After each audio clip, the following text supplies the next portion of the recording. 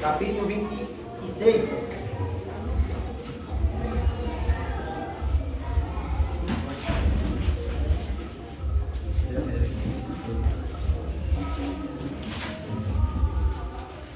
Mateus capítulo 26, a partir do versículo 26.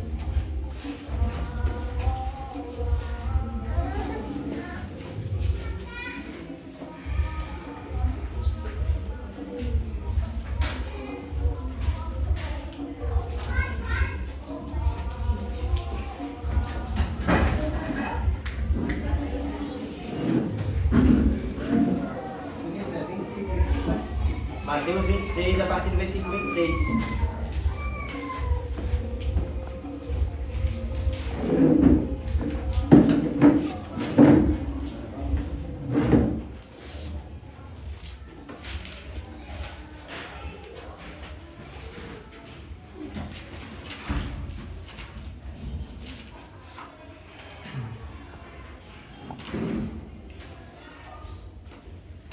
Vamos ficar de pé e vamos fazer a leitura desse texto.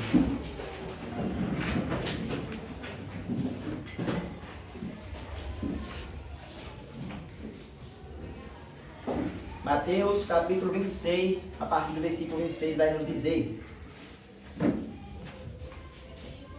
Enquanto comiam, Jesus pegou um pão e, abençoando-o, partiu e deu aos seus discípulos, dizendo: Tomem, comam. Isto é o meu corpo. A seguir, Jesus pegou um cálice e, tendo dado graças, o deu aos seus discípulos, dizendo: Bebam todos dele, porque isto é o meu sangue, o sangue da aliança derramado em favor de muitos para remissão de pecados. E digo a vocês que desta hora em diante nunca mais beberei deste fruto da videira, até aquele dia em que beberei com vocês o vinho novo no reino de meu Pai. Tendo cantado um hino, saíram para o Monte das Oliveiras. Amém. Vamos orar. Senhor nosso Deus, louvamos ao Senhor. Te agradecemos por tudo que já temos feito aqui, Pai. Pelos louvores, pelas orações, pelos momentos, Pai amado, que já temos aqui com o Senhor. Nesse momento, Pai amado, a Tua Palavra está aqui diante de nós para podermos sermos alimentados, aprendermos, sermos ensinados, corrigidos e educados na verdade. Que a Tua Palavra, Senhor, possa penetrar nos corações mais endurecidos. Possa fazer, Pai amado, com que os Teus servos Te escutem, sejam alimentados, sejam nutridos, sejam fortalecidos. Que o Espírito Santo nos conceda uma pregação abençoada pelo poder do Espírito Santo. Que o Espírito Santo, Pai amado, nos ajude, Senhor, a entender e a compreender aquilo que a Tua Palavra nos diz. Amém. Que o Senhor abençoe cada um que aqui está, que cada um, Pai amado, venha entender a Tua Palavra e, entendendo, praticar, Pai amado. Que entendam com, Pai amado, as suas mentes e compreendam com seus corações, para que, Pai amado, assim possam cada dia mais serem alimentados, nutridos, e aqueles que não são convertidos serem convertidos para a Tua glória. Amém. Nós cremos que o Senhor é soberano, Pai amado, e cremos que o Senhor é quem salva, quem liberta e quem abre os olhos daqueles que não enxergam. Eu te peço tudo, Pai amado, na dependência do Espírito Santo, em nome de Jesus. Amém. Podem se sentar, meus irmãos.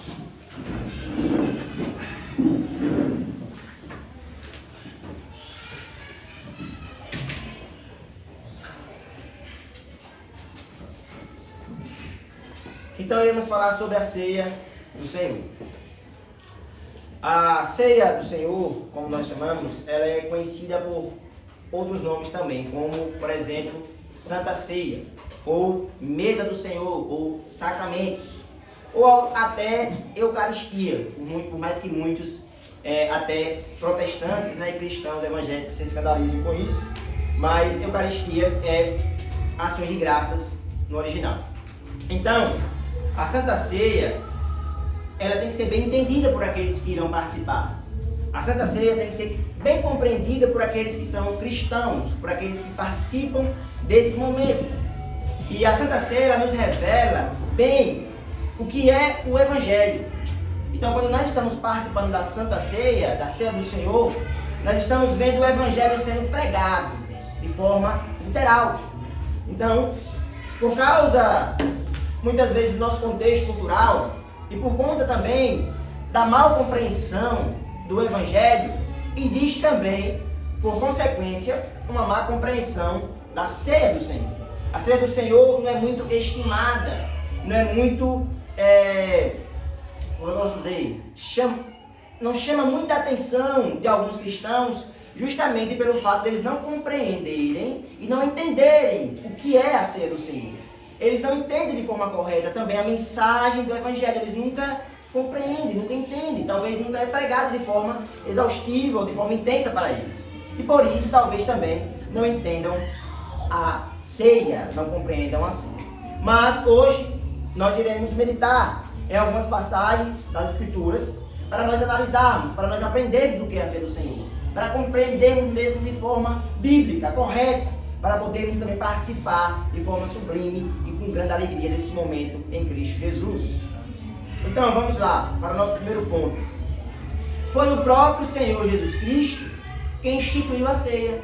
Foi Ele quem revelou a ceia. Foi Ele que nos mandou praticar a ceia.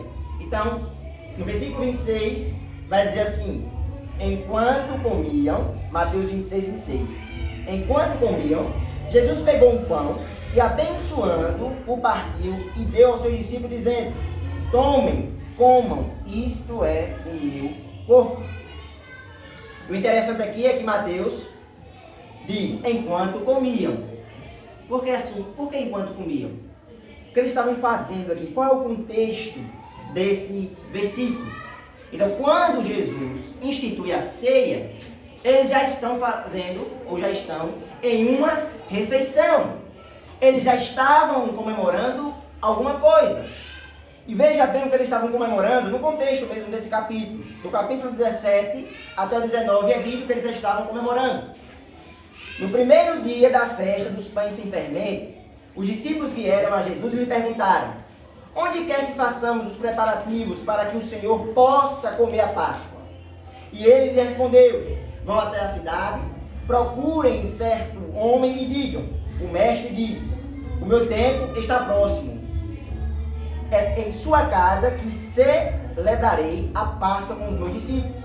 E eles fizeram como Jesus lhe havia ordenado e prepararam a Páscoa. Então, eles já estavam em uma refeição.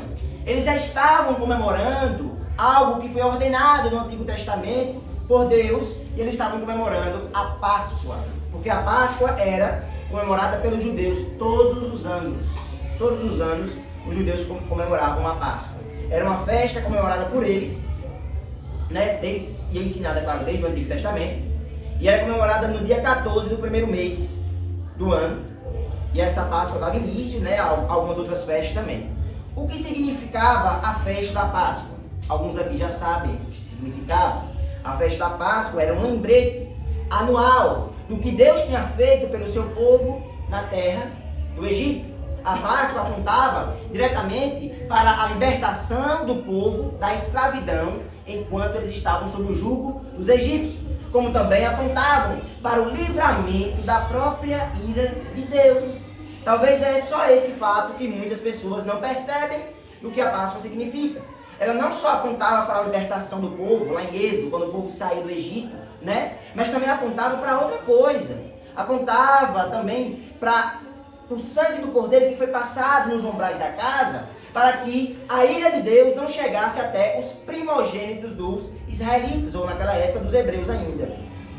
Então, no dia 14 do primeiro mês, os judeus comemoravam essa libertação e esse livramento. E por que eles deveriam fazer isso sempre? Porque Deus instituiu. Para que quando eles fossem participar, né, ali comendo o cordeiro em suas mesas, participando dessa refeição, eles se lembrassem, eles contassem a história do que tinha acontecido. E também ensinar os seus filhos, porque os filhos iriam perguntar o que é isso, por que comemoramos isso? E eles iam falar: isso aqui é porque o Senhor nos libertou do Egito e da sua própria ira.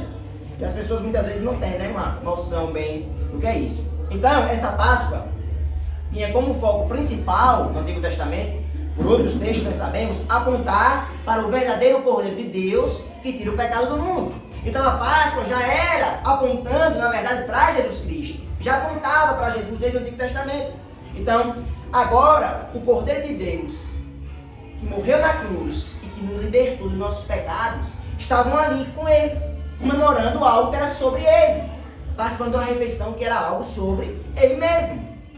Então essa Páscoa tinha esse foco, mas Jesus, durante essa Páscoa, vai fazer uma mudança aí, né? Bem leve, porque eu acredito ainda que a ceia, né, tem grande significado e a Páscoa e a ceia estão juntos. E é por isso que Paulo vai dizer aos Coríntios que Cristo é o nosso Cordeiro Pascal. Então, foi durante a Páscoa que Jesus institui a ceia. Ele agora então está diante, eles na verdade estão diante do próprio Jesus, o Cordeiro Pascal. Mas Jesus institui a Páscoa em um dia e dias depois, talvez 3 dias depois, ele é imolado, ele também é morto, né? Em nosso lugar, ele é morto pelos nossos pecados. Jesus então começa a ensinar a eles um novo ritual também especial, uma nova forma também, né, de participar de uma festa, e é a ceia do Senhor, a mesa do Senhor, ou a Santa Ceia do Senhor. Então a ceia do Senhor, em certo sentido, ainda é uma refeição pascal. Suas ligações são muitas e creio que há uma continuação sim da Páscoa. Primeiro, a ceia do Senhor, que vamos participar aqui hoje, é um lembrete para recordarmos sempre, para sempre nos lembrarmos do livramento e da salvação que Deus nos proporcionou em Jesus Cristo. A Páscoa também era isso para os judeus, por isso que são bem semelhantes. A ceia também aponta para o futuro, para o dia em que estaremos para sempre nos banqueteando com o Senhor Jesus Cristo em novos céus e nova terra. Esse também era um aspecto, né, da Páscoa, a Páscoa no Antigo Testamento. Terceiro, a ceia revela que Jesus estará para sempre com o seu povo. Preste bem atenção aqui. Esse momento aqui é um lembrete que revela, que nos traz a memória, que nos faz lembrar que Jesus estará para sempre com o seu povo, que Ele está para sempre conosco, que Ele já está entre nós. Então a Páscoa também foi, na verdade, Deus mandou fazer isso para que eles lembrassem que Deus estaria sempre com eles. Era um lembrete. Então existem muitas ligações claras e reais entre a ceia e a Páscoa. Por isso, a ceia, em certo sentido, pode ser dito que é uma refeição pascual, desde que você saiba, né, entender isso bem. Porém, existem mudanças na prática e nos cumprimentos, mudanças claras. Existe mudança no conforto e na segurança. A ceia é uma revelação mais elevada do que a Páscoa. A ceia aponta de forma mais firme para a vontade de Deus, para o que Deus fez por nós, para esse sacrifício feito pelo Senhor Jesus Cristo. Então, quando nós olhamos, meus irmãos, para a ceia, quando nós comemoramos a ceia, quando nós participamos da mesa do Senhor, nós estamos participando daquilo que o Senhor fez por nós de melhor, que é nos dar o seu próprio Filho para nos salvar, para nos redimir e para nos livrar da ira vindoura. Então, é assim que o Senhor Jesus Cristo começa, aqui no versículo 26, instituindo a sua ceia. E o que significa a ceia? Qual o significado da ceia? Vamos ler novamente do 26 agora ao 28. Enquanto comiam, Jesus pegou um pão e, abençoando, partiu e deu aos seus discípulos, dizendo: tomem, comam, isto é o meu corpo. A seguir, Jesus pegou um cálice e, tendo dado graças, o deu aos seus discípulos, dizendo: bebam todos dele, porque isto é o meu sangue, o sangue da aliança derramado em favor de muitos, para o perdão dos pecados. Então, o próprio Senhor Jesus Cristo, meus irmãos, é quem vai nos ensinar a forma correta de entendermos a ceia. É Ele mesmo quem vai nos ensinar. Da mesma refeição da Páscoa, Jesus agora pega um pão. Então, no momento que eles estavam ali, aquela refeição era da Páscoa. Mas ele já institui uma nova forma de fazer essa refeição. E ele pega um pedaço de pão e dá aos seus discípulos. Simplesmente um pedaço de pão, algo básico. E diz: tomam, comam isso aqui. Por quê? Porque isto é o meu corpo. Porque isto é o meu corpo. Em seguida, Jesus pega um cálice e, tendo dado graças, dá aos seus discípulos. E diz: bebam todos vocês dele. Por quê? Porque isto é o meu sangue. Aí ele continua: o sangue da aliança. Em Lucas está uma tradução um pouco mais facilitada para nós. Está assim: o sangue da nova aliança. Então, na mente do judeu, na mente, né, daqueles principalmente que estudavam as promessas de Deus, estudavam o Antigo Testamento, Jesus está falando de uma nova aliança. Então, Qual era a promessa de Deus no Antigo Testamento? Que faria uma nova aliança, diferente da aliança feita com Moisés, e que agora seria com promessas totalmente mais elevadas, seriam com bênçãos mais elevadas. E claro, essa nova aliança não é feita entre nós e Deus. Deus não diz assim, ó, vamos fazer uma aliança? Vamos. Vocês têm que fazer isso, isso e isso, tá bom? Tá bom. Se vocês falharem, a aliança é quebrada. Não! Deus não tem como fazer isso mais conosco, porque iremos quebrar todas as alianças que Deus fizer conosco. Então, para garantir, Ele faz uma aliança com o seu Filho. O seu Filho faz uma aliança por nós. E o seu Filho garante que essa aliança não é quebrada jamais. E a prova que essa aliança não é quebrada é que Ele diz, o meu sangue será derramado para o perdão dos pecados. É a maior bênção do cristianismo. É a maior bênção do Evangelho. O perdão de um pecador. E ele fala, essa nova aliança será feita por meio do meu sangue. Por meio do meu sangue. E por que por meio do sangue de Cristo? Sabe por quê, irmãos? Porque toda aliança, ela é feita por juramentos e requer fidelidade de ambas as partes. Só que todas as alianças que Deus tinha feito já no Antigo Testamento com o homem não tinha funcionado nenhuma. Todas o homem quebrava. E se Deus fazer uma aliança hoje com você, garanto que você não conseguirá se manter fiel todos os dias às exigências de Deus.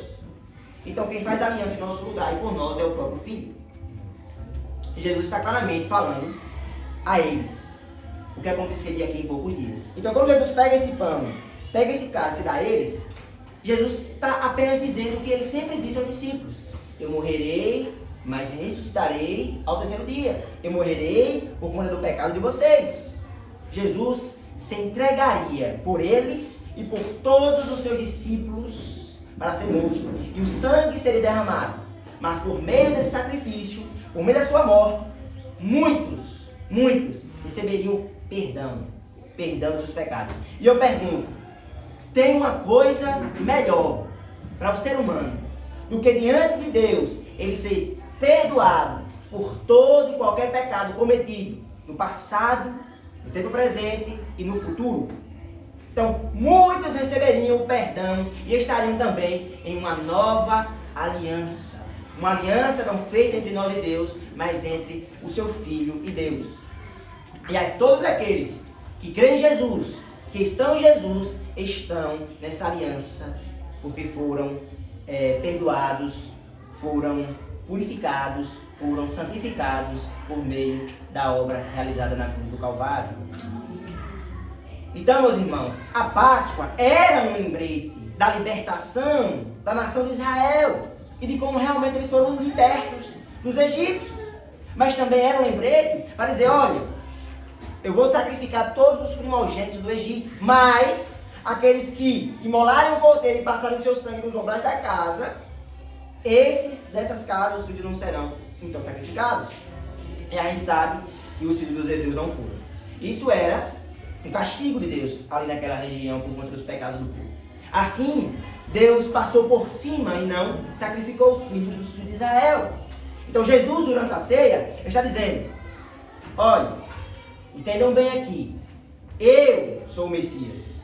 Eu sou o Messias profetizado e prometido durante todo o Antigo Testamento. Muitos não sabem, e nem sabem que será assim o plano de Deus, mas eu serei sacrificado. Eu não venho aqui para reinar politicamente. Eu não venho aqui para reinar como o rei Davi, para reinar como reinam os homens dessa terra.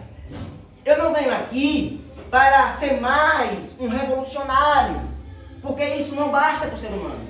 Porque o problema do ser humano não é externo. O problema do ser humano não vai ser resolvido pela organização desse mundo, por uma política boa.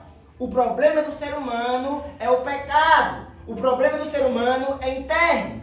Então eu tenho que me sacrificar. Eu tenho que pagar a conta deles morrendo em uma cruz.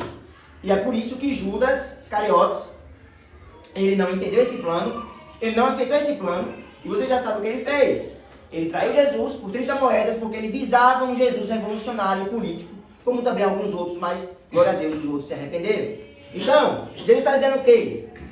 Vocês precisam de libertação dos pecados. O que vocês precisam é ser libertos desses miseráveis pecados que lhe prendem, como cordas, como correntes, que fazem de vocês escravos, e vocês vivem uma vida acabada por conta dele. Então eu vou para a cruz, eu vou morrer pelos seus pecados, eu vou morrer no lugar de vocês. Então desse dia em diante, a ceia é instituída por Jesus, para que durante todos os dias que a igreja estiver na terra, a igreja se lembre bem desse sacrifício. A ceia é um lembrete para que nós não esqueçamos a mensagem da cruz. Porque uma vez que essa mensagem lhe alcançou no passado, meu irmão, ela tem que lhe alcançar todos os dias. Você tem que todo dia pregar o evangelho para você mesmo, porque você continua ainda sendo um pecador miserável. Se não for pela graça, pela misericórdia, pelo sacrifício de Cristo na cruz, você estaria perdido. Então a ceia é instituída por Jesus para que a igreja comemore, pratique isso e durante esse momento pregue o evangelho para o próprio povo que está dentro da igreja, porque eles precisam também de pregação, porque nós precisamos da pregação do evangelho todos os dias. Então, quando comemorarem a ceia, tem que saber bem o que ela significa, porque senão você não terá sentido.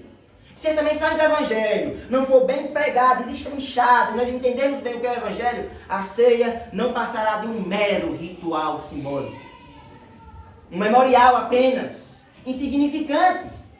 Por mais que com a nossa boca falemos que não, mas os nossos corações congelados, os nossos corações endurecidos enquanto participamos de um momento tão sublime, lembrando de um sacrifício tão perfeito feito por nós. Por isso a ceia não é um mero ritual e cerimônia insignificante e vazia. Nunca será para o povo de Deus. É um momento solene onde o povo de Deus participa dela, lembrando a obra gloriosa de Jesus Cristo, o Filho de Deus feito por nós. Então Jesus manda comermos o pão que simboliza e que aponta para o seu corpo, e manda tomarmos o cálice que simboliza e aponta para o seu sangue. Tudo isso aqui aponta para a obra realizada na cruz. Aponta para a maior obra da história. E o maior crime também da história, né? Que foi a morte do Filho de Deus.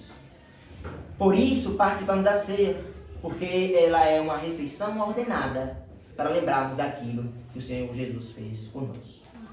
Então, em primeiro lugar, a ceia é uma refeição para qualquer seguidor de Jesus. Ela aponta de forma clara para esse sacrifício maravilhoso de Jesus Cristo. Mas também revela a união genuína entre aqueles que participam dela. É por isso que uma igreja que entende bem pouco o Evangelho vive tão pouco em comunhão. Uma igreja que entende bem o Evangelho vive em muita comunhão e participam de forma tremenda da ceia. A ceia revela que nós somos perdoados dos nossos pecados e que estamos limpos diante de Deus. Nós estamos em paz com Deus. Como diz Romanos 5:1, justificados mediante a fé em Cristo, temos paz com Deus por meio do nosso Senhor Jesus Cristo. Então tem coisa melhor do que termos paz com Deus? Estarmos bem com Deus? Terceiro, a ceia revela quão grande e quão profundo é o amor do Criador de todas as coisas. A ceia revela o amor genuíno de Deus por nós. Por quê? Porque o amor de Deus não é revelado pelos benefícios externos dados ao ser humano. Nem é revelado sequer na própria criação. Porque a criação não revela amor. A criação revela a soberania total de Deus. Revela o poder de Deus. Mas se você quer conhecer o amor de Deus, você tem que olhar para a cruz. Então, quando você estiver aí incomodado, quando você estiver aí nas suas crises existenciais que o ser humano tem, quando você estiver aí pensando que Deus é injusto pelo que acontece no mundo, olhe para a cruz e veja se um Deus que deu seu próprio Filho, da mesma substância único, pode ser injusto.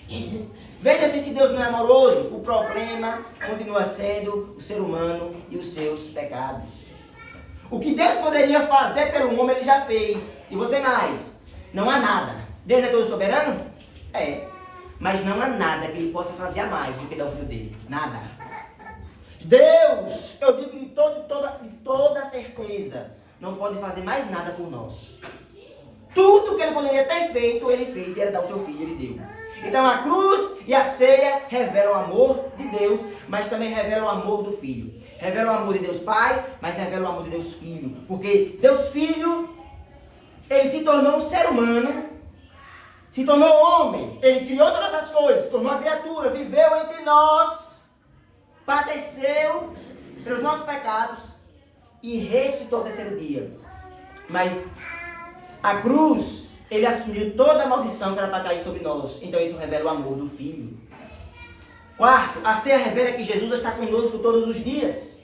E que um dia estaremos para sempre com Ele em seu reino futuro.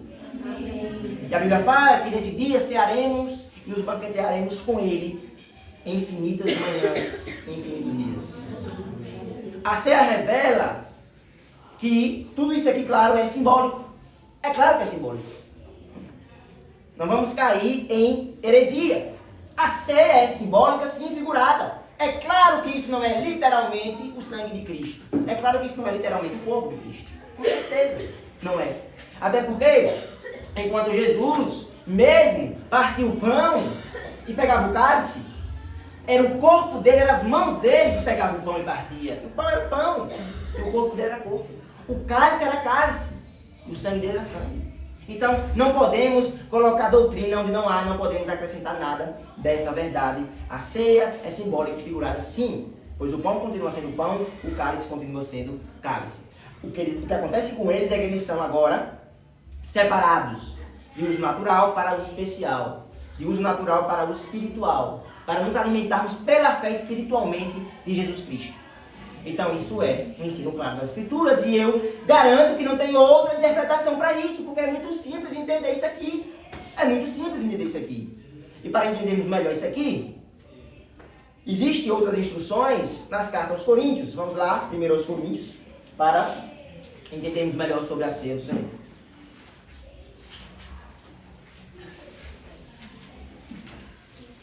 Então, primeiro aos Coríntios, capítulo 11. Vamos ver como é interessante, irmãos. Eu quero que vocês prestem bastante atenção. Se vocês lerem os 3 relatos dos evangelhos, que é Mateus, Lucas e Marcos, falam sobre a ceia, vocês vão perceber que o apóstolo Paulo, ele vai tratar da mesma forma aos coríntios como Jesus tratou. Ou ele vai ensinar da mesma forma. Sabe o que é mais interessante? É que o apóstolo Paulo, ele não conviveu com Jesus Cristo como os 12 apóstolos. Ele não conviveu com Jesus Cristo como os 12 apóstolos. Ele não estava no momento com os 12 apóstolos de Jesus.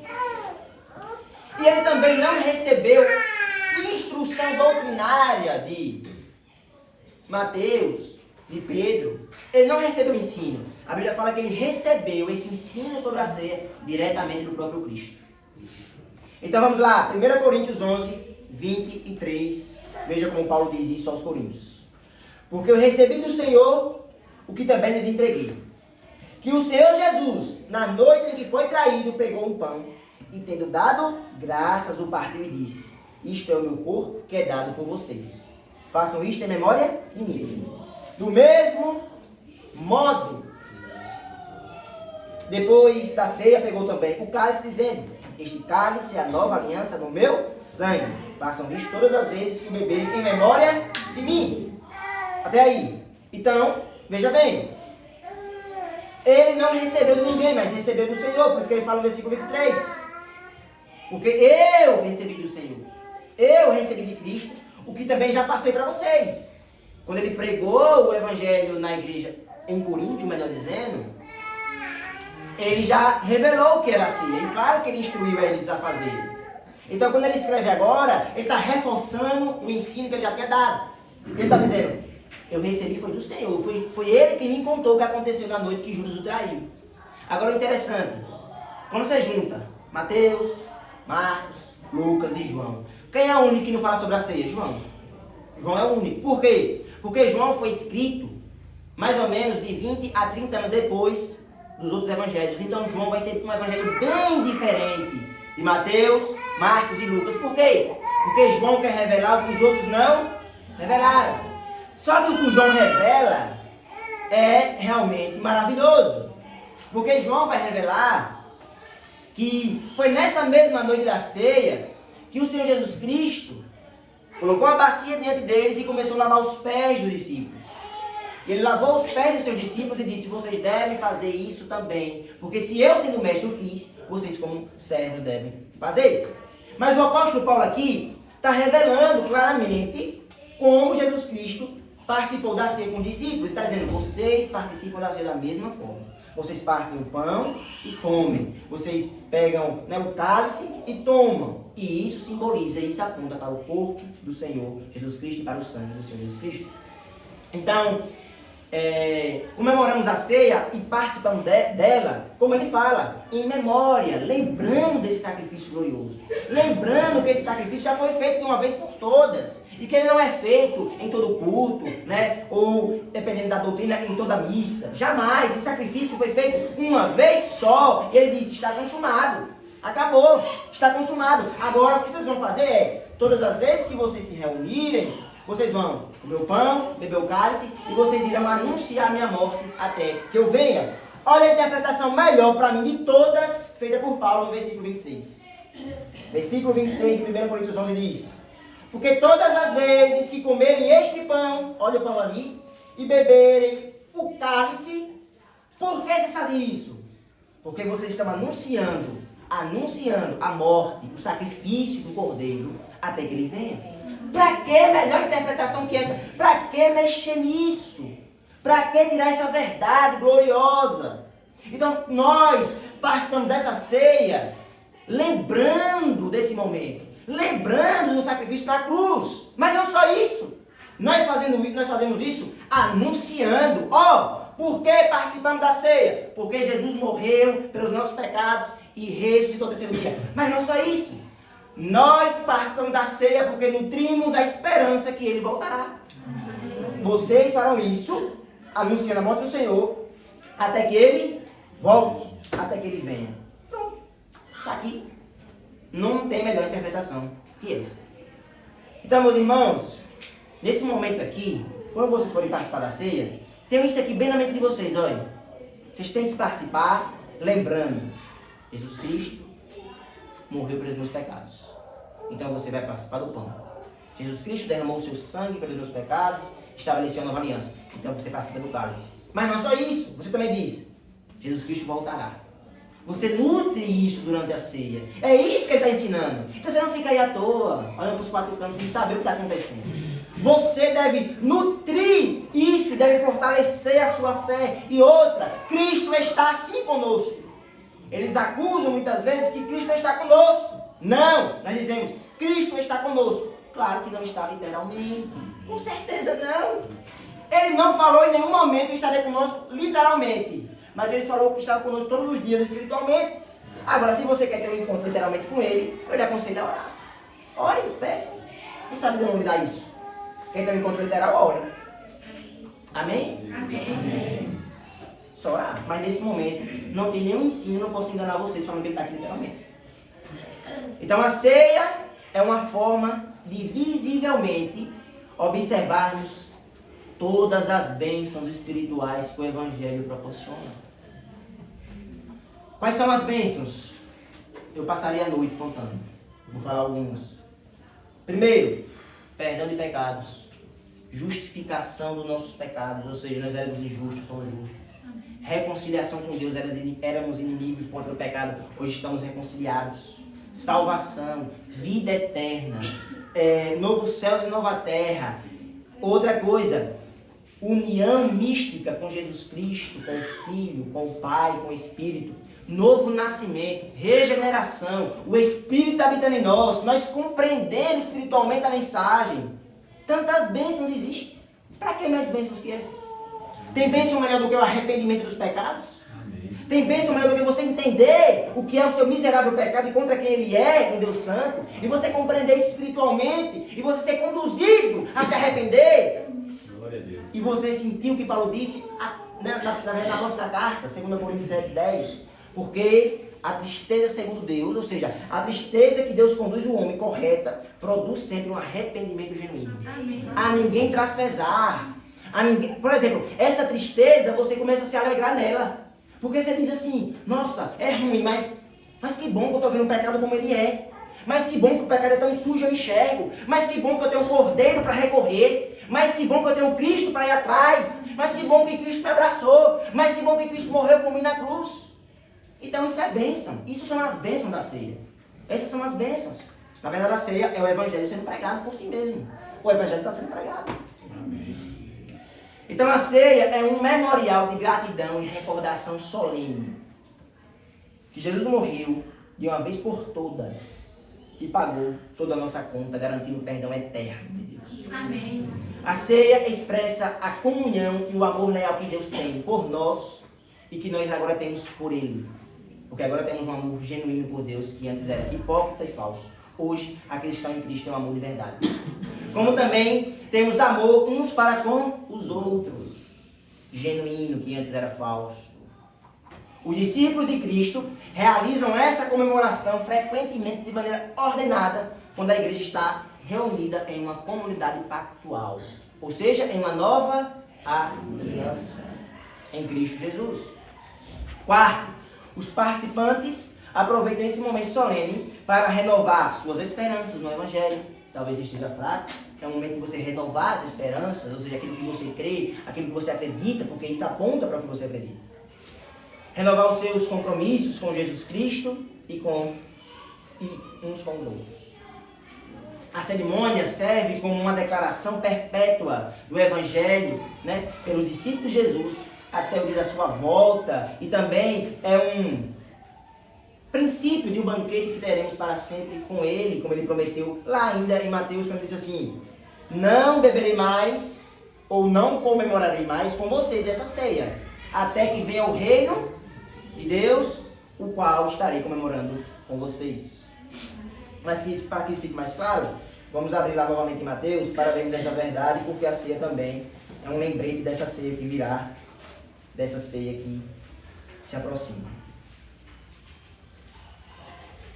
A Bíblia fala que a igreja é a noiva de Cristo, e lá em Apocalipse fala do banquete que teremos. E o interessante desse banquete com o Senhor Jesus Cristo é que essa festa não termina, mas ela é eterna. É um banquete eterno, é uma festa contínua, é uma alegria perpétua. É todas as manhãs e amanhãs felizes por toda e toda a eternidade. Então a ceia aponta para isso. A consumação do reino, o banquete antecipado do dia que estaremos com Ele. Mateus 26, versículo 29. Jesus diz: e digo a vocês que desta hora em diante nunca mais beberei deste fruto da videira, até aquele dia em que beberei com vocês o vinho novo no reino de meu Pai. É uma promessa. Então, quando participamos da ceia, talvez você... Será que você durante o dia lembra disso? Você está assim: eita, um dia estarei lá nos banquetes com o Senhor, com a igreja dele, participando daquele banquete eterno, daquela festa, ele vai estar ali diante de nós. Talvez você não lembre. Então, esse é o momento de você lembrar, renovar a sua mente com isso, né? E ser fortalecido. Perguntas que surgem. A ceia precisa ser comemorada por meio de pão e cálice? Com certeza. Né? Porque, estou falando uma coisa bem óbvia, porque tem discussão até nisso, infelizmente. Algumas tradições mudaram isso, né? Algumas igrejas mudaram isso, infelizmente. Eles não servem o pão aos fiéis. Isso é um erro grave, porque a Bíblia fala: comam o pão e bebam o cálice. Não é só para os ministros, mas é para todo discípulo, qualquer cristão. Então, isso é por causa que eles mudaram o sentido também real da ceia, porque existe também um sentido teológico por trás, né? Eles acham que na hóstia é literalmente o corpo de Jesus. Então, assim, por isso que eles não dão normalmente o cálice para o fiel e nem o pão, porque eles têm medo de o vinho cair, o pão cair e eles praticarem, né, sacrilégio contra o corpo de Cristo. Deus me livre de pensar assim. Não é isso. Se você derrubar o pedaço de pão, meu irmão, eu garanto a você que Jesus não vai estar nada insatisfeito com você. Você vai pegar aquele pedaço de pão e vai comer. Normal. Jesus partiu o pão para nós. Ele partiu o pão. Ele mostra comunhão. Ele mostra leveza na ceia. Ele mostra o quê? Que essa refeição é fraterna, é verdadeira. Então eles acham que na hóstia tem o corpo literal de Cristo. Então vocês não poderiam pegar aí porque é o corpo literal de Cristo. E aí, por conta disso, eles falam: não precisa beber o cálice. Por quê? Porque se é o corpo, já está ali o sangue e o corpo dele, o corpo de Cristo. Então não precisa de toda uma questão teológica, porque não é bíblica. Porque se fosse bíblico, eu dizia, tudo bem. E olha, se isso fosse bíblico, era mais bonito. Vou ser bem sincero. Eu, quando fui estudar sobre isso, gostei. Mas eu digo, é bom, é emocionante, mas não é bíblico. O que não é bíblico é descartado. Entende? Talvez eu acho que é isso que alguns são levados a apostatar da ser verdadeira. Porque essa é a palavra, né? Apostatar. Alguns talvez são levados pela teologia, em vez de ser levados pela Bíblia. Alguns são levados pelo emocionalismo, em vez de ser levados pela visão bíblica. E, diga-se de passagem, conheço várias pessoas que se afastaram da ser de forma correta e romperam, né, com... Eu nem ligo tanto para dizer assim, romper com a tradição protestante, porque para mim não existe muito isso, né? Para mim existe romper com o que Cristo ensina. É a melhor forma de falar. Para abraçar uma visão, porque ela é mais bela, né, para os nossos sentidos, para as nossas emoções. Isso é um erro grave e tem pessoas que infelizmente se afastam. Eu creio também que muitas vezes é falha daqueles que ensinam sobre a ceia, né? É falha daqueles que não ensinam biblicamente e talvez não conversam com as pessoas sobre isso. Então, nós cremos, praticamos e comemoramos como está nas Escrituras. Por isso que só a Escritura. Se diz que é para partir o pão e comer, e se diz que é para beber o vinho e pegar o cálice e beber, tudo bem. A gente vai fazer assim até a volta de Cristo. Então, o pão continua sendo pão, o cálice continua sendo cálice. Por isso comemos o pão, que é simbolicamente o corpo de Jesus, e bebemos o cálice, que é simbolicamente o sangue de Jesus. O pão e o cálice são símbolos, né? E não é o corpo de Cristo. Agora, diante disso, vamos para o nosso último ponto aqui, que é o cuidado em participar da ceia do Senhor. Então existe um cuidado, né, que a gente tem que ensinar aos fiéis. 1 Coríntios 11, 27, vamos voltar lá para quem veio para Mateus. Vai falar algo interessante. E aqui eu quero também desmistificar visões erradas, visões que ultrapassam o ensino de Paulo, né? Algumas questões aqui, irmãos, tem que se pegar no grego para termos uma visão melhor, mas ainda assim, mesmo com essas traduções para o português, né, talvez a tradução do português não alcança tanto o que o grego quer expressar, e é normal, por não ter linguagem, por não ter palavras. Mas, mesmo assim, dá para entendermos muito bem o que Paulo está dizendo aqui, né, que é o cuidado em participar da ceia. Mateus 11, 27 ao 32. 1 Coríntios 11. Então é 1 Coríntios, né, irmãos? Isso. Vamos lá então. 1 Coríntios 11, a partir de 27. Por isso, aquele que comer o pão ou beber o cálice do Senhor indignamente será réu do corpo e do sangue do Senhor. Que cada um examine a si mesmo, e assim coma do pão e beba do cálice. Pois quem come e bebe sem discernir o corpo, come e bebe juízo para si. É por isso que há entre vocês muitos fracos e doentes, e não poucos que morreram.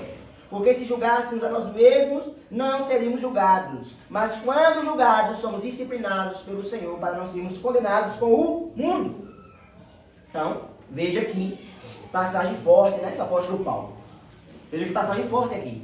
É por isso que a ceia, ela, existe uma seriedade, existe um cuidado com a ceia. Por que, Vinícius? Porque a ceia aponta para o momento mais sublime das Escrituras, do Evangelho, da verdade de Deus. Então é claro que tem que ser feito de forma correta. Não é algo também que tem que ser feito com uma formalidade, né, tal, que ultrapassa os limites. Não, mas tem que ter um certo cuidado. A ceia não é uma refeição qualquer. Não é apenas, como disse, um ritual, um memorial vazio, como infelizmente algumas igrejas até protestantes ensinam. Não é algo organizado, instituído por uma igreja. Não foi essa igreja, Aliança da Cruz, que instituiu a ceia. Não foi nós que inventamos isso. Por isso, todos que estão aptos a participarem, devem participar de forma correta e digna. Veja o versículo 27 só. Por isso aquele que comeu o pão e bebeu o cálice do Senhor indignamente, será réu do corpo e do sangue do Senhor. Isso aqui é forte. O que seria, então, comer o pão e beber o cálice do Senhor de forma indigna?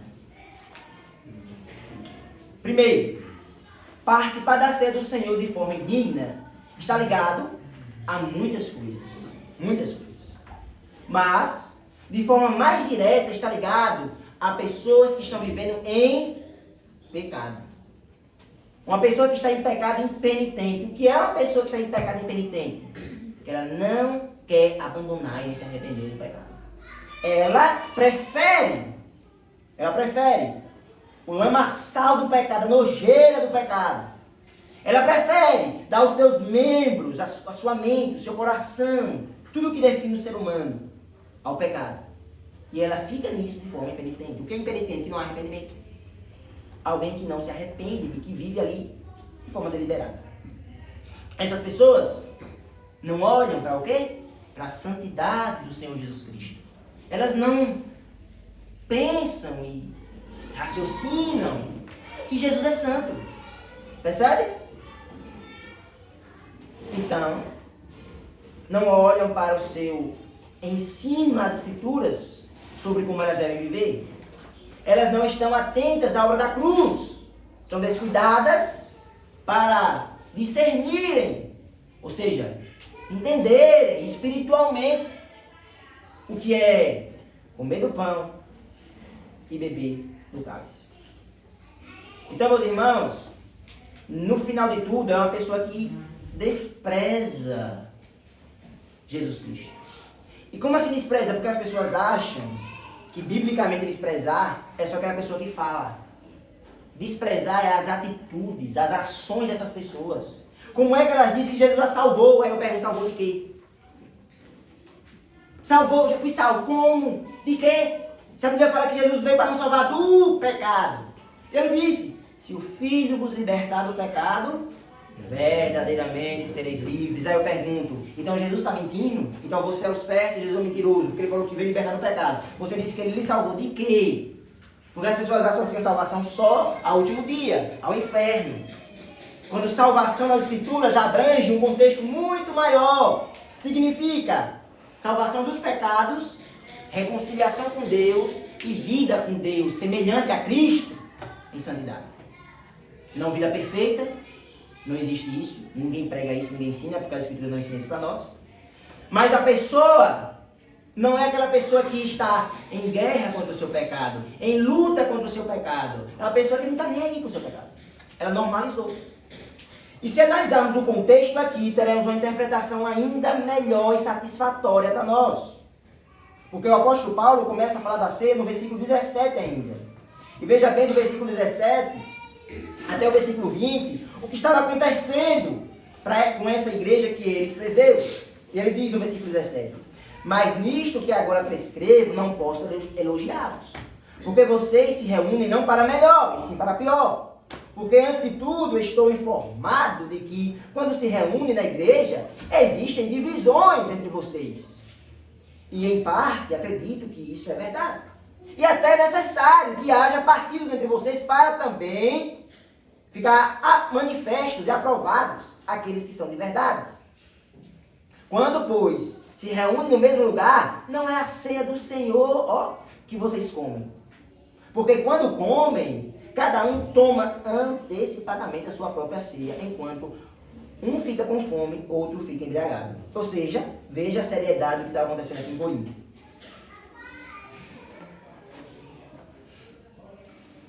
Isso aqui fica até difícil de entender, né? Algumas vezes. Mas o que está acontecendo? A igreja, o apóstolo Paulo, mandou essa igreja sair. E a igreja ficou fraca pastoreadamente. Não estava tendo número de pastor.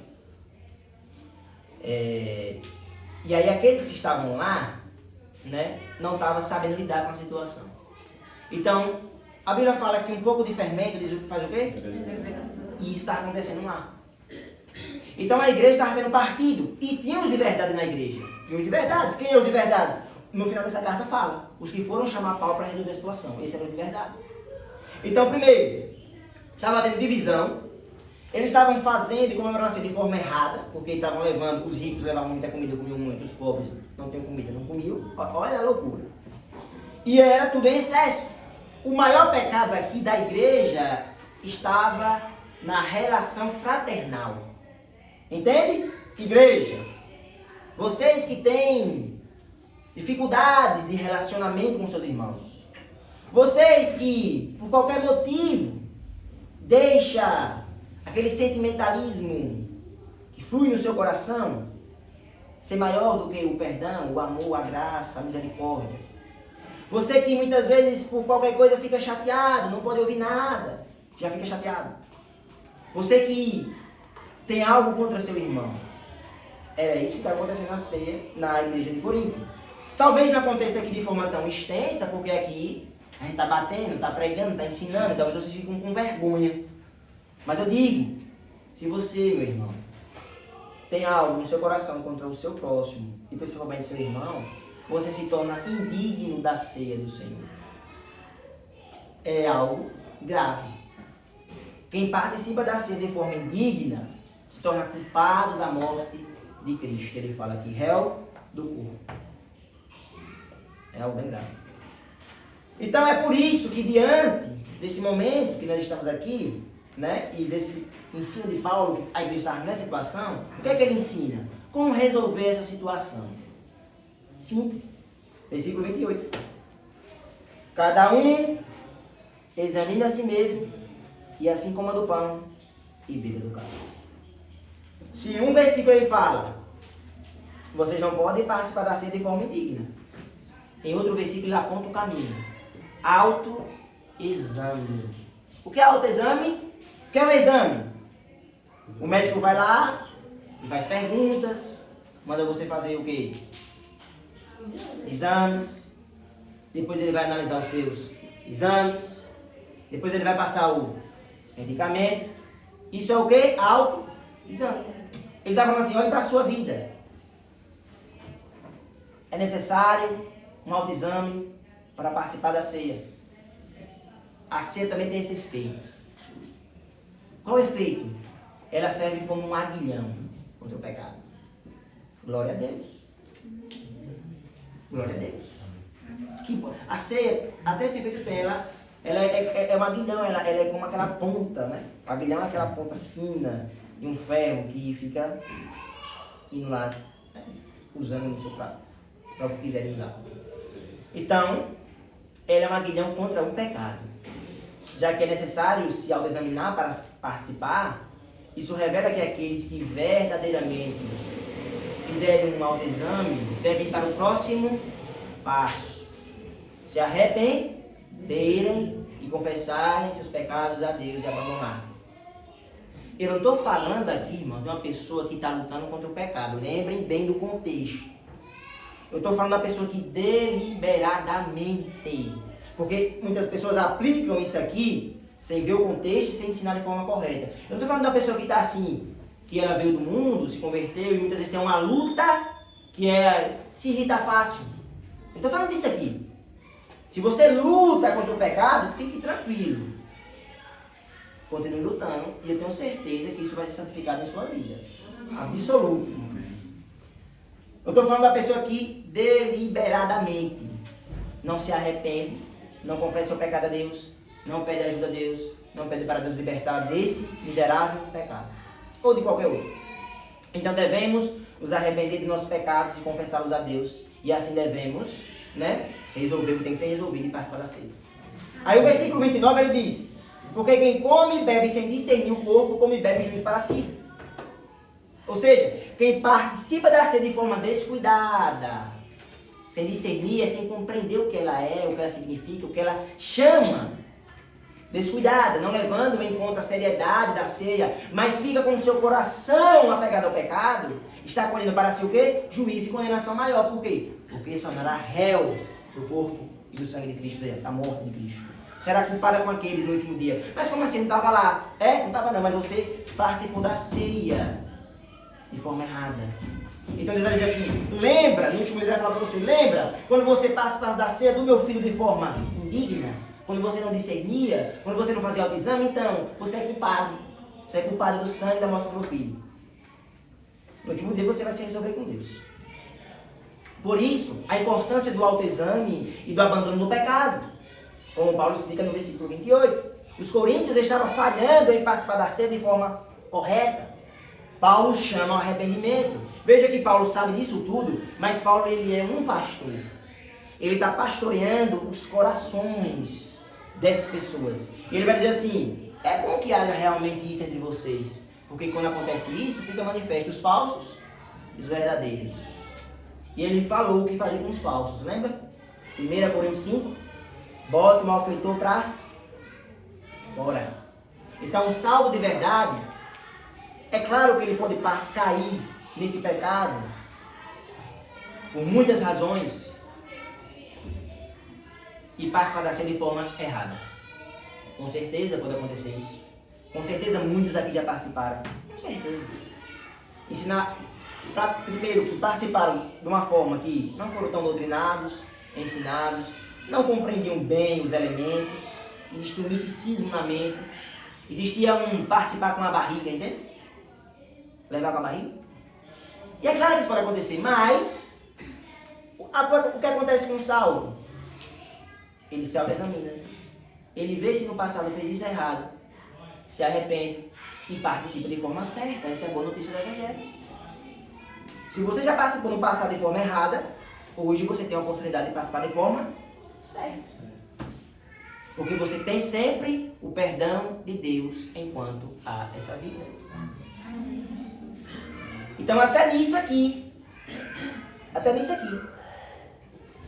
você pode chegar diante de Deus e confessar seus pecados.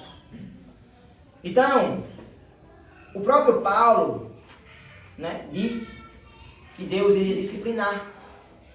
Disciplinar aqui não é o sentido de castigar, mas é o sentido de restaurar.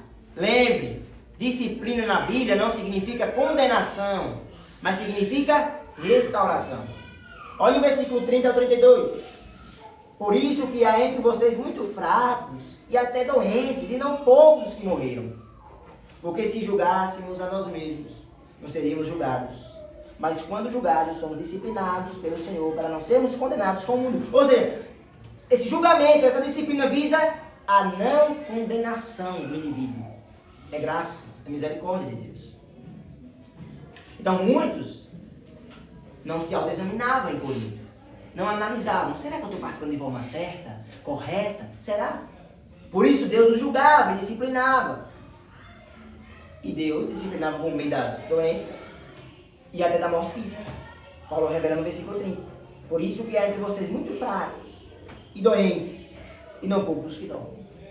Eu não sou juiz para isso, mas cada pessoa que se analisa deve saber se já passou por isso ou não. Muitos estavam fracos, muitos entre nós hoje, né? Na nossa igreja contemporânea, brasileira ou mundial, pode estar nessa situação. Mas acontece isso, a Bíblia fala para não sermos condenados com aqueles que já estão condenados. Então, existe alguma forma de nos tornarmos dignos da ceia? Afinal, quando você olha para si, você é digno da ceia? E a resposta é não. Como que você é digno da ceia? Você não é digno jamais da ceia. Eu não sou digno jamais da ceia. Nós não somos dignos de participar da ceia do Senhor. E aí, existe um homem que deixou isso bem claro, um teólogo alemão. Ele falou assim: quem são então os dignos? E a resposta dele foi bíblica.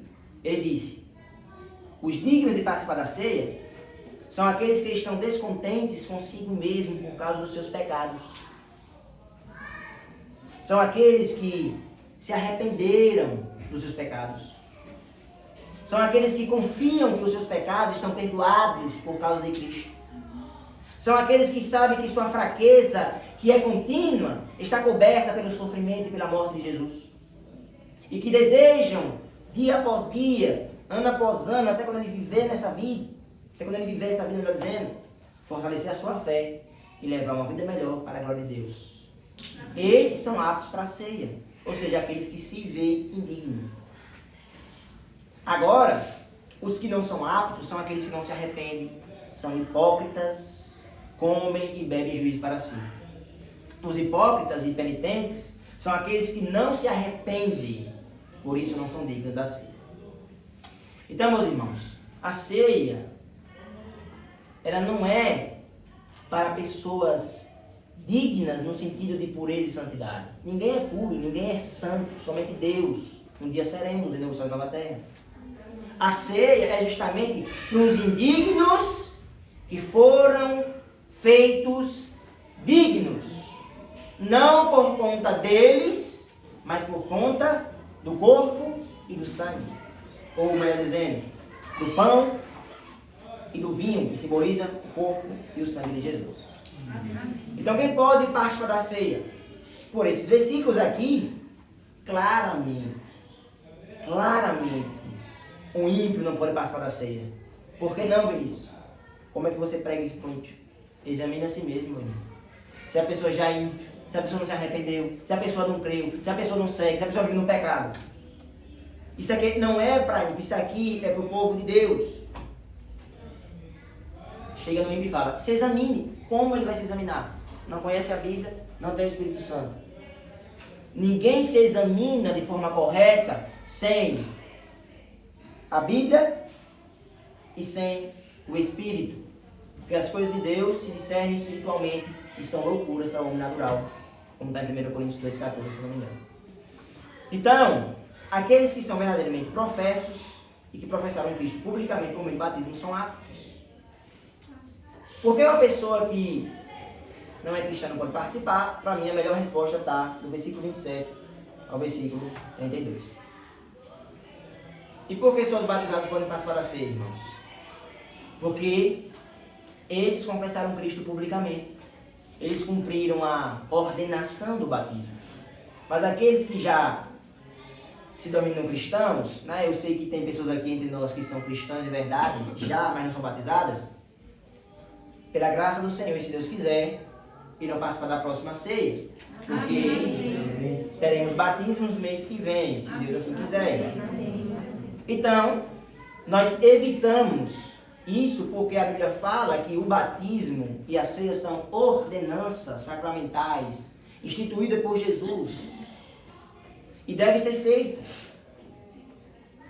Então, meus irmãos, você que já é cristão e talvez não é batizado, fique tranquilo, não se sinta nem indigno e nem se sinta desprezado. Você vai chegar o seu momento de participar da ceia. E você que é cristão já, não pode também desprezar a ceia do Senhor. Não pode desprezar a Santa Ceia. O que é desprezar? Não participar. Aí tem agora uma luta, né? Mas eu estou em pecado. Simples. Confesse seu pecado hoje a Deus. Abandone o seu pecado hoje e não volte mais para a prática do pecado. Examine o homem a si mesmo. Entenda isso. O que Deus quer não é que as pessoas que estão em pecado e são cristãs permaneçam em pecado para não participar da ceia. O que Ele quer é que as pessoas abandonem os seus pecados. Saiba que o Cordeiro de Deus é muito melhor que o pecado. Saiba que a alegria de Deus é muito melhor que a alegria do pecado. E participe da ceia com alegria. Então, conclusão. A ceia do Senhor é um momento sublime onde nós fortalecemos a nossa fé. Renovamos as nossas esperanças. Pois nós comemoramos aqui a redenção, a salvação em Cristo. Jesus se deu em nosso lugar. Estamos salvos para sempre por conta do sacrifício do Filho de Deus. Na ceia lembramos que um dia Jesus consumará esse reino que Ele prometeu de uma vez por todas. E que nós iremos cear com Ele fisicamente, literalmente, no céu e nova terra. Então a ceia revela que nosso futuro será infinitos amanhãs felizes. Amém. Vamos orar. Senhor nosso Deus, nós te louvamos, Pai. Te agradecemos pela Tua palavra. Pedimos que o Senhor aplique nos corações do Teu povo. Que aqueles que não têm uma compreensão venham ter, aqueles que ainda, Pai amado, têm uma compreensão, participe conforme a capacidade de cada um, como diz a Tua palavra. Que o Senhor abençoe, que o Senhor nos dê um momento de deleite, de alegria e que sejamos fortalecidos para a Tua glória.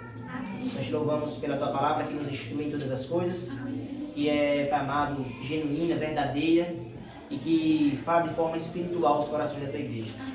Muito obrigado, Senhor, por esse momento. Louvado seja o Teu nome, nós te damos graça em nome de Jesus. Amém. Quero chamar o irmão Paulo e o irmão Dorival.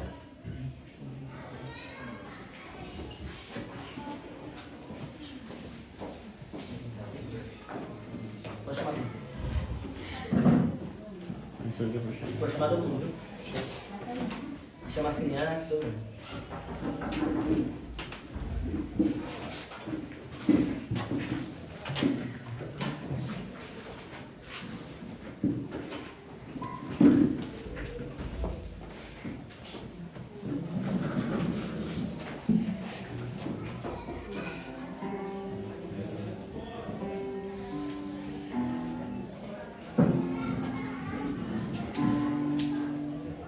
Irmãos, aqueles que estão com as suas Bíblias abertas em 1 Coríntios 23, vamos deixar aberto e vamos ler do versículo 23, 1 Coríntios 11, 23 ao 26.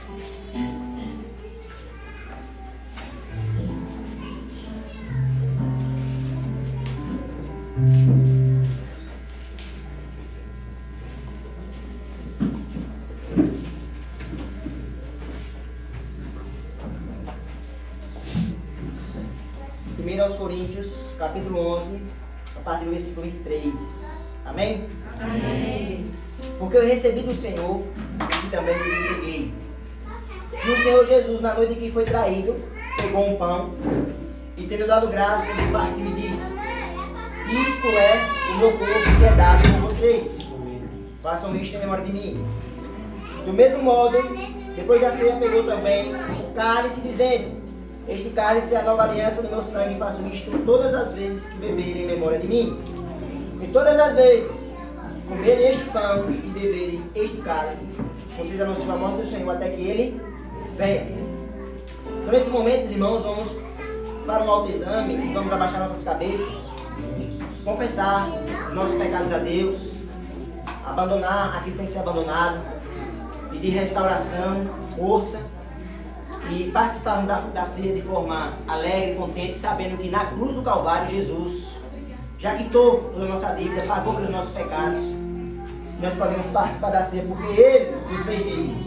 Amém? Vamos orar intimamente, cada um confessa os pecados a Deus.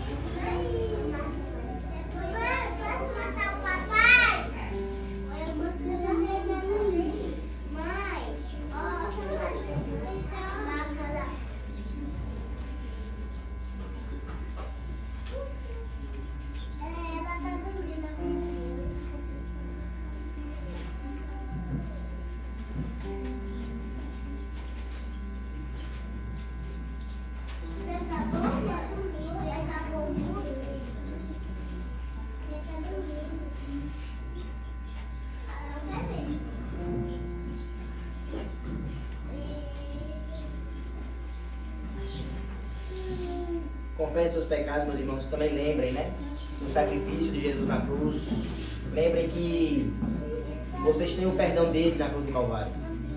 E Jesus, ele já quitou toda a nossa dívida, já pagou os nossos débitos. E nós estamos perdoados de uma vez por todas. Esse sacrifício foi feito de uma vez por todas pelos nossos pecados.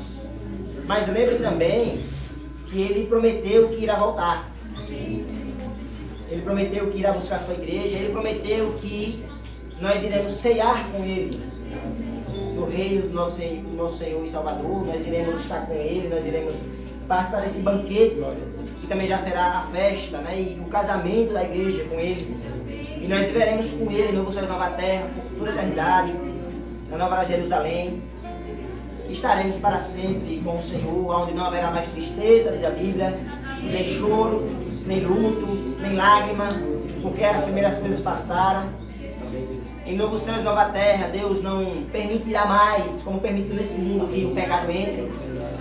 Em novo céu e nova terra, Deus não permitirá mais, porque todos aqueles que estarão lá, estarão porque creram e seguiram e se tornaram inimigos do pecado. A Bíblia fala que receberemos um corpo glorioso, que teremos um corpo incorruptível, que teremos uma mente incorruptível, uma mente e um corpo imortal.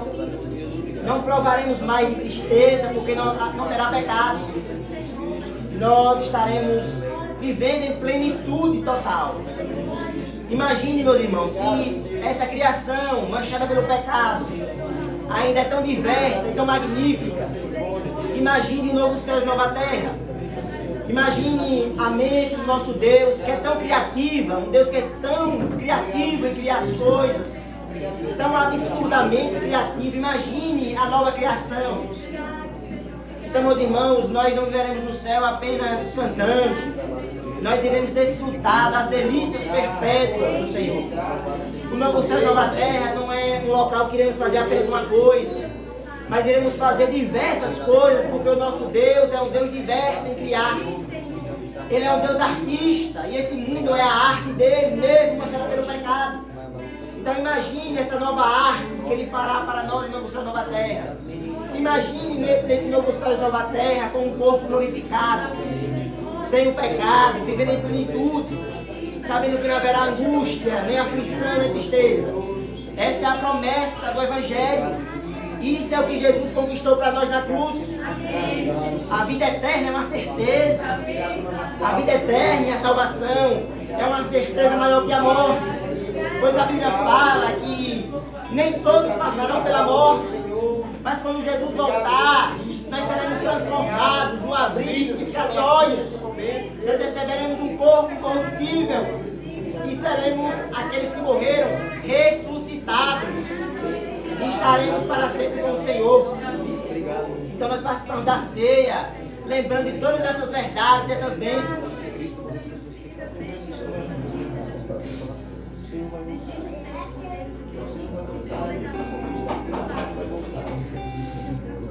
Amém, meus irmãos. Eu vou pedir ao irmão Dorival e ao irmão Paulo que, na verdade, só precisam um. Pronto. Esteja servindo, pode servir o irmão Dorival. Tá? Esteja servindo os irmãos. E aqueles que são aptos podem ficar à vontade.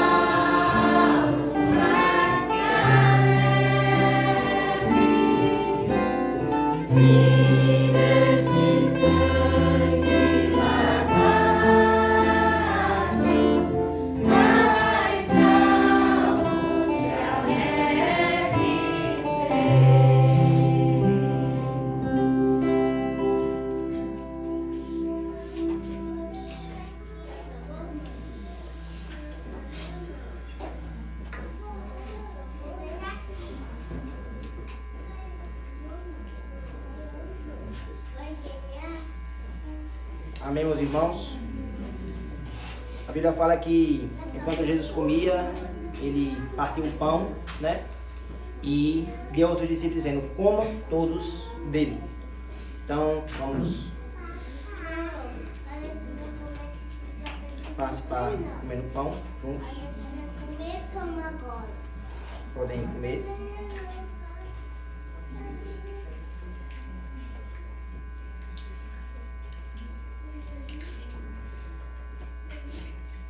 Se eles estiverem com dificuldade de abrir, podem pedir ajuda, viu?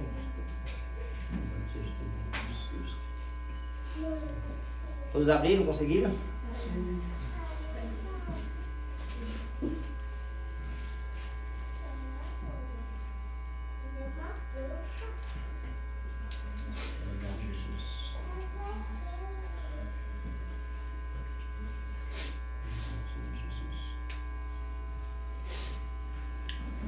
Todos conseguiram comer o pão, irmãos?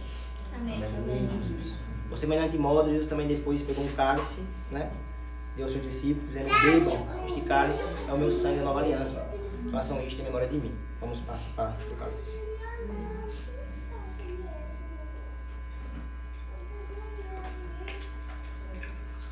Então, todas as vezes que nós comemos o pão e participamos do cálice, nós estamos anunciando a morte do Senhor até que Ele venha. Vamos orar. Senhor nosso Deus, nós louvamos, te agradecemos, Pai amado, por participarmos, Pai amado, desse momento, sermos fortalecidos em fé, sermos edificados em esperança. Que o Senhor quebrante os nossos corações, Pai amado, e que o teu nome seja glorificado. Agora, meus amados irmãos, do amor de Deus, do nosso Pai, a graça do nosso Senhor Jesus Cristo e a consolação e a comunhão do Espírito Santo estejam com todos vós e com todos os povos de Deus, agora e para sempre. Amém. Deus abençoe e boa semana a todos. Até a próxima. Os copos, irmãos.